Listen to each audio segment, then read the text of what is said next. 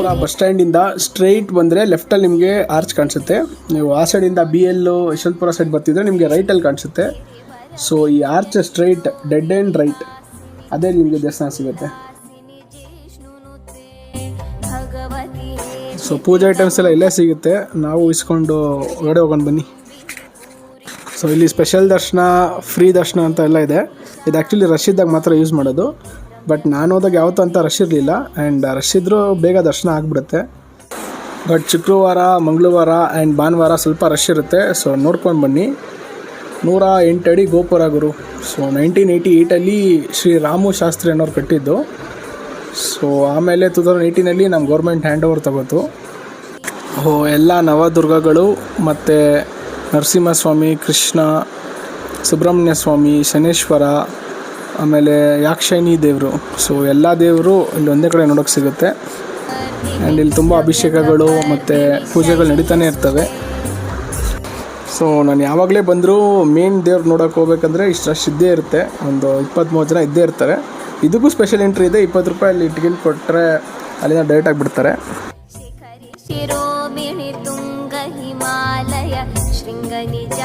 So ದೇವ್ರ ದರ್ಶನ ಮಾಡಿಕೊಂಡು ಪಕ್ಕದಲ್ಲಿರೋ ಚಿಕ್ಕ ಗುಡಿಗೆ ಹೋಗೋಣ ಬನ್ನಿ. ಸೊ ಇಲ್ಲಿ ಹಿಂದೆ ಶಿವ ಇದ್ದಾನೆ ಆ್ಯಂಡ್ ನಂದಿ ಇದೆ. ಸೊ ನಂದಿ ಕಿವಿಯಲ್ಲಿ ಏನಾದರೂ ಹೇಳಿದ್ರೆ ಅದು ಡೈರೆಕ್ಟ್ ಶಿವಾಗ ಹೇಳ್ತಾನೆ ಅಂತ ನಂಬಿಕೆ. ಇಲ್ಲಿ 2 ಲೈವ್ ನಂದಿಗಳನ್ನೇ ಸಾಕಿದ್ದಾರೆ. ಸೊ ಮೇನ್ ಗುರು ಇಲ್ಲಿ ವಿಡಿಯೋ ಮಾಡೋಂಗಿಲ್ಲ. ಸೊ ಅದಕ್ಕೆ ನಾನು ನಿಮಗೆ ಮೇನ್ ದೇವ್ರನ್ನ ದರ್ಶನ ಮಾಡ್ಸೋಕ್ಕಾಗಿಲ್ಲ. ಆದರೂ ಕದ್ದಿ ವಿಡಿಯೋ ಮಾಡಿದ್ದೀನಿ. ಸೊ ಅದಕ್ಕೆ ಯಾವಾಗ ನನ್ನ ಕೈ ಅಡ್ಡ ಬರುತ್ತೆ, ಅದೊಂದು ಕ್ಷಮಿಸ್ಬಿಡಿ. ಅದು ಬಿಟ್ಟರೆ ಇಲ್ಲಿ ಅನ್ನದಾನ ಕೂಡ ನೀವು ಏನಾದರೂ ಅಕ್ಕಿ, ಹಣ್ಣು, ತರಕಾರಿನ ಬೆಳೆದಿದ್ರೆ ಇಲ್ಲಿ ದಾನ ಕೂಡ ಕೊಡಿ. ಸೊ ಅವರು ಒಳ್ಳೆ ಅಡುಗೆ ಮಾಡಿ ಜನರಿಗೆ ಬಡಿಸ್ತಾರೆ. ಆ ದೇವ್ರು ಒಳ್ಳೇದು ಮಾಡುತ್ತೋ ಇಲ್ಲೋ, ಬಟ್ ಆ ಪ್ರಸಾದ ತಿನ್ನೋ ಜನಗಳು ಒಳ್ಳೇದಾಗಲಿ ಅಂತ ಬಯಸ್ತಾರೆ. ಅದರಿಂದ ನಿಮ್ಗೆ ಒಳ್ಳೇದಾದರೂ ಆಗುತ್ತೆ. ಆರ್ಕಿಟೆಕ್ಚರ್ ಮಾತ್ರ ನೆಕ್ಸ್ಟ್ ಲೆವೆಲ್ ಗುರು. ಸೊ ನಾನು ತುಂಬ ದೇವಸ್ಥಾನಕ್ಕೆ ಹೋಗಿದ್ದೀನಿ. ಈ ಮೇನ್ ದೇವ್ರನ್ನ ಮಾತ್ರ ಚೆನ್ನಾಗಿ ಕಟ್ಟಿ ಮಿಕ್ಕಿದ್ದು ಗೋಪುರ ಎಲ್ಲ ಹಂಗೆ ಬಿಟ್ಬಿಡ್ತಾರೆ. ಬಟ್ ಇಲ್ಲಿ ಮಾತ್ರ ನೆಕ್ಸ್ಟ್ ಲೆವೆಲ್ ಆರ್ಕಿಟೆಕ್ಚರು. ಒಂದೊಂದೂ ಸಣ್ಣ ಡೀಟೇಲಿಂಗಲ್ಲಿ ಮಾಡಿರ್ತಾರೆ. ಒಂದೊಂದು ದೇವ್ರನ್ನ ನೋಡೋಕ್ಕೆ ಒಂದು 2 ಕಣ್ಣು ಸಾಲದು ಅಂತಾರಲ್ಲ ಹಾಗೆ. ಅದು ಬಿಟ್ಟರೆ ಇಲ್ಲಿ ಅನ್ನದಾನ ಕೂಡ ಮಾಡ್ತಾರೆ. ಸೊ ನಾವು ಚಿಕ್ಕ ವಯಸ್ಸಲ್ಲಿ ಕ್ರಿಕೆಟೆಲ್ಲ ಆಡಬೇಕಂದ್ರೆ ಹೊಟ್ಟೆ ಎಸ್ಕೊಂಡಿದ್ರೆ ಡೈರೆಕ್ಟ್ ಇಲ್ಲಿ ದೇವಸ್ಥಾನಕ್ಕೆ ಬಂದು ಊಟ ಮಾಡ್ಕೊಂಡು ಹೋಗ್ತೀರಿ. ಸೊ ಇದು ದುರ್ಗಾ ಪರಮೇಶ್ವರಿ ದೇವಸ್ಥಾನ ಅನ್ನೋಕ್ಕಿಂತ ನಮಗೆ ಅನ್ನಪೂರ್ಣೇಶ್ವರಿ ದೇವಸ್ಥಾನ ಆಗಿದೆ. ಆ್ಯಂಡ್ ಇಲ್ಲಿ ತುಪ್ಪದ ದೀಪ, ನಿಂಬೆಹಣ್ಣು ಉಲ್ಟಾ ಮಾಡಿ ತುಪ್ಪ ಹಾಕಿ ತುಪ್ಪದ ದೀಪ ಹಂಚೋದು ಒಂದು ರೂಢಿ. ತುಂಬ ಜನ ಆ ಥರ ಹಂಚ್ತಾರೆ. ಸೊ ನೀವು ಅದನ್ನು ನಂಬಂಗಿದ್ರೆ ಅದನ್ನು ಹಂಚಿ ಒಳ್ಳೇದಾದರೂ ಆಗುತ್ತೆ. ಆ್ಯಂಡ್ ಮೇನ್ ಗುರು ಇಲ್ಲಿ ಬರೋದು ಯಾಕ್ಷಿಣಿ ದೇವರು. ಸೊ ಇಲ್ಲಿ ಏನು ರಿಚುವಲ್ ಅಂದರೆ, ನೀವು ಏನೇ ಆಸೆ ಇದ್ದರೂ ಅದನ್ನು ಒಂದು ಚೀಟಿಲಿ ಬರೆದು ದಾರ ಕಟ್ಬಿಟ್ಟು ಈ ದೇವ್ರ ಹತ್ರ ಕಟ್ಟಿದ್ರೆ ಅದು ದೇವರು ನಿಮಗೆ ಕರುಣಿಸ್ತಾನೆ ಅಂತ ಒಂದು ನಂಬಿಕೆ. ಇದು ಎಷ್ಟು ನಿಜನ ಸುಳ್ಳೋ ಗೊತ್ತಿಲ್ಲ, ನಾನು ಬರೆದಿದ್ದೀನಿ. ಸೊ ನನಗೂ ಒಂದು ಆಸೆ ಇತ್ತು, ಒಂದು ಒಳ್ಳೆ ಬೈಕ್ ತೊಗೊಬೇಕು ಅಂತ. ಇನ್ನೂ ಏನೋ ಅದು ನೆರವೇರಿಲ್ಲ. ಸೊ ದೇವಸ್ಥಾನಕ್ಕೆ ಬಂದರೆ ನಿಮಗೆ ದೇವರು ಕೊಡ್ತಾನೆ ಅಂತ ಒಂದು ಇದಿಲ್ಲ. ಬಟ್ ನಿಮಗೊಂದು ಕಾನ್ಫಿಡೆನ್ಸ್ ಬರುತ್ತೆ, ಒಂದು ಧೈರ್ಯ ಬರುತ್ತೆ. ಸೊ ನಾನು ಇವಾಗ ಮಾಡ್ತಿರೋ ಜಾಬ್ಗೆ ಇಂಟರ್ವ್ಯೂ ಹೋಗೋಕ್ಕಿಂತ ಮುಂಚೆ ಇಲ್ಲಿ ಬಂದಿದ್ದೆ. ಜಾಬ್ ಸಿಕ್ತು. ಸೊ ದೇವರೇ ಕರುಣಿಸ್ತು ಅನ್ನೋಕ್ಕಿಂತ ನನಗೆ ಇಂಟರ್ವ್ಯೂ ಕ್ಲಿಯರ್ ಮಾಡೋಕ್ಕೆ ಮತ್ತು ಅದನ್ನು ಫೇಸ್ ಮಾಡೋಕ್ಕೆ ಒಂದು ಧೈರ್ಯ ಬಂತು ಈ ದೇವಸ್ಥಾನಕ್ಕೆ ಬಂದೋದ್ಮೇಲೆ.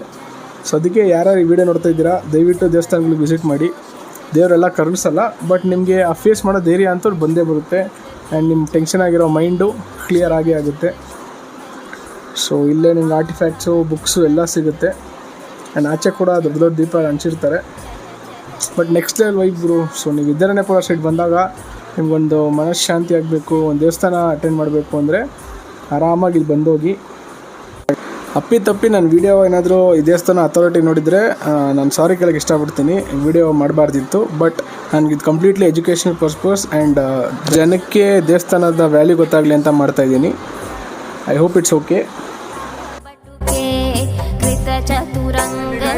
ದರ್ಶನ ಮುಗಿಸ್ಕೊಂಡು ನಾವು ಇವತ್ತು ನಾಷ್ಟಕ್ಕೆ ಹೋಗ್ತಾ ಇದ್ದೀರಿ.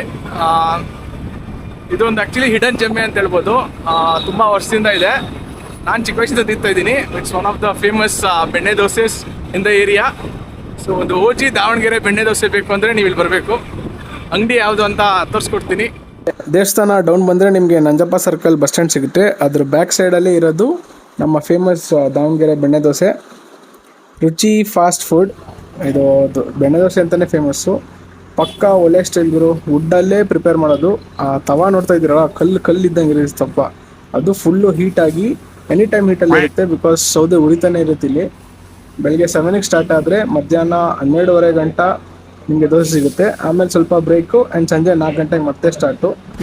ಸೊ ಒಂದು ಪ್ಯೂರ್ ಪಕ್ಕಾ ದಾವಣಗೆರೆ ಸ್ಟೈಲ್ ಬೆಣ್ಣೆ ದೋಸೆ. ನೋಡಿ ಗುರು, ಬೆಣ್ಣೆ ಹಾಕ್ತಿದ್ರೆ ಹಂಗೆ ಅನ್ನೋ ಅನಿಸುತ್ತೆ. ಬೆಣ್ಣೆ ನಮಗೂ ಸ್ವಲ್ಪ ಬೀಳಿ ಅಂತ. ನಿಮಗೆ ಎಷ್ಟು ಇಷ್ಟ ಎಲ್ಲ ಗೊತ್ತಿಲ್ಲ, ನನಗಂತೂ ಬೆಣ್ಣೆ ಅಂದರೆ ಹೆವಿ ಇಷ್ಟ. ತವಾ ಮೇಲೆ ನೋಡ್ತಿದ್ರೇ ಹಂಗೆ ತಿನ್ಬಿಡೋಣ ಅನಿಸ್ತೈತೆ. ಬಟ್ ಪಬ್ಲಿಕ್ ಅಲ್ವಾ, ಮನೆ ಆಗಿದೆ ಕೈ ಹಾಕ್ಬಿಡ್ತಿದ್ದೆ. ಸೊ ಪಬ್ಲಿಕ್ ಆಗಿಲ್ಲ ತಡ್ಕೊಂಡಿದ್ದೀನಿ. ಒಂದು ಮಸಾಲೆ, ಒಂದು ಆನಿಯನ್ ದೋಸೆ ತೊಗೊಂಡಿದ್ದೀರಿ. ಸೊ ನನ್ನ ಸ್ಟೈಲ್ ಏನಂದ್ರೆ ಗಟ್ಟಿ ಚಟ್ನಿ ಜೊತೆ ನೀರು ಚಟ್ನಿ ಎರಡೂ ತಗೊಳ್ಳಿ. ಸೊ ಫಸ್ಟ್ ಬೈಟ್ ಗಟ್ಟಿ ಚಟ್ನಿ ನೀರು ಚಟ್ನಿ ಎರಡೂ ಮಿಕ್ಸ್ ಮಾಡಿಕೊಂಡು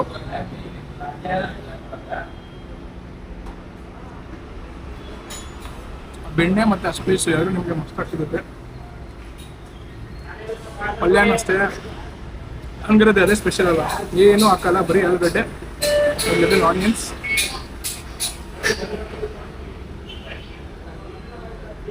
ಸೊ ಗಟ್ಟಿ ಚಟ್ನಿ ನೀರು ಚಟ್ನಿ ಎರಡು ಯಾಕೆ ಟ್ರೈ ಮಾಡಿ ಅಂದರೆ ನಿಮ್ಮ ಗಟ್ಟಿ ಚಟ್ನಿ ಆ ಸ್ಪೈಸಿ ಫ್ಲೇವರ್ ಕೊಡುತ್ತೆ. ಆಮೇಲೆ ಬೆಣ್ಣೆ ಟೇಸ್ಟು, ಆಲೂಗಡ್ಡೆ ಪಲ್ಯನೇ ಬೆಣ್ಣೆ ಇದ್ದಂಗೆ ಇರುತ್ತೆ. ನೋಡ್ತಿರ್ಬೋದು ಅಂದರೆ ಬೆಣ್ಣೆ ಬರುತ್ತೆ. ಗೋಜಿ ಬೆಣ್ಣೆ ಸ್ಪಾಟ್ ಇದು. ಇಲ್ಲಿ ಆ್ಯಕ್ಚುಲಿ ಇಡ್ಲಿ, ಚಿತ್ರಾನ್ನ, ವಡೆ ಎಲ್ಲ ಸಿಗುತ್ತೆ. ಆ್ಯಂಡ್ ಮಧ್ಯಾಹ್ನ ಮುದ್ದೆ ಮೀಲ್ಸ್ ಕೂಡ ಸಿಗುತ್ತೆ. ಬಟ್ ಇದು ದೋಸೆಗೆ ಫೇಮಸ್ ಇಲ್ಲಿ. ತಿಂತಿದ್ದೆ ಇನ್ನೊಂದು ತೊಗೊಬೇಕು ಅನಿಸುತ್ತೆ. ಬಟ್ ಟೇಸ್ಟ್ ಆ ರೀತಿ ಇದೆ. ಬಟ್ ಅದೇ ಹೇಳ್ತಾರಲ್ಲ, ಜಾಸ್ತಿ ತಿಂದರೆ ಮಕ್ಕಳ್ದಂಗೆ ಆಗ್ಬಿಡುತ್ತೆ.